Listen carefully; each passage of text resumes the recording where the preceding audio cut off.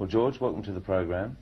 Now, I have to admit, with all the English names coming in and out of the charts, when I first got the record, I thought it was Young Guns doing Wham. However, it was the other way around. So can you tell us how Wham got together and how you and Andrew got together? Yeah, well, we met at school when I was 11, Andrew was 12, and we stayed, you know, close friends until we left school about a year and a half ago, 2 years. We kept writing songs, and then when they were good enough, we got a record contract last year. Were you writing songs when you were at school? We were, yeah, because we started a school band when we were both about 16, right, which fizzled out after a year, because people didn't turn up for practices or concerts or whatever. So where was the school? The school was North London, a place called Bushy.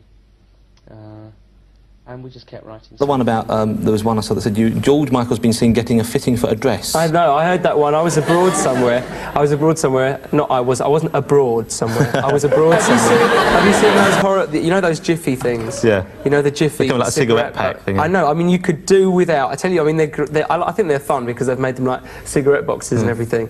And you see people like in clubs staring at them like, you know. But the worst thing, have you seen the diagrams on the inside? No, I haven't.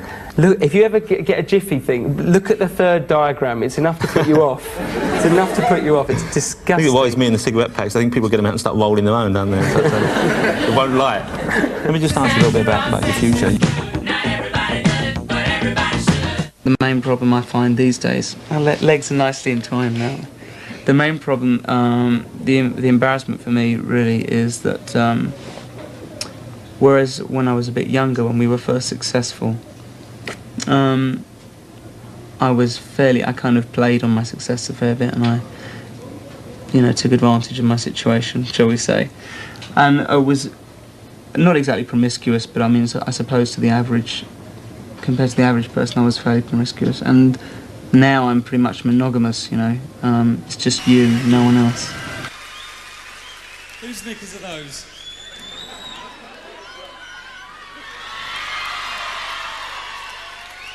Well, she must be very unattractive.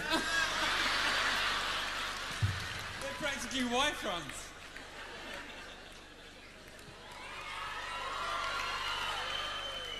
She says I can keep them. Yeah. And actually, I remember the night before.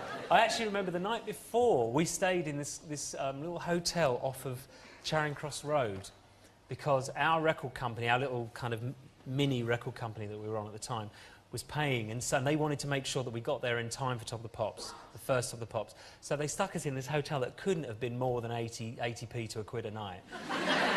And I was sleeping the night before my first Top of the Pops. I had polystyrene sheets, and it was a child-sized bed, so I was like this. I was sitting with my feet over the end of it, thinking, this isn't how it's supposed to be. You know, I'm supposed to be, you know, if you're on Top of the Pops, that means you're famous. That's right. In fact, the day after the first Top of the Pops, I was just convinced that everyone would recognise me. You know, I was walking down the street like, watch TV last night? You know, and it was horrible because absolutely nobody did. Nobody recognised me. I think it took about 3 days before someone came up and asked me for my autograph, and I was absolutely certain. I'm doing a CD signing at a store, you know, like Victoria Beckham did when she was desperate to go. Wait, because I spent most of the early part of my career. I'm sorry. I'm sorry. I'm really sorry, but I just saw Jerry go. He does that all the time. It's a habit. It's a tick. Yeah, he's going like that, and I want him to go. Well, you look like a couple of sort of bookies' assistants on a course. Yeah, exactly. Yeah. He has a massive poster right in the front of the deal. That's why they thought. You do look a bit like him, though. Only without the voice or the talent. Yeah. No shit. We'll drive by. You'll see Michael Bublé on the side. He's got a massive thing.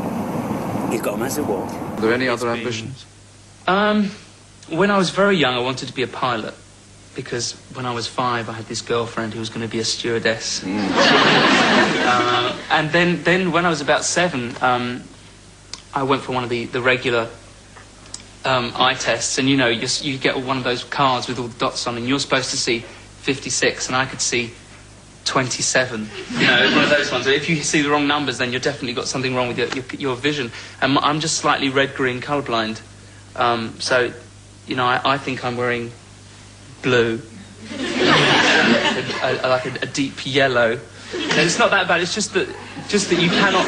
When you're red-green colourblind, red and green are fairly important colours to people who try to wave down planes and things like that. And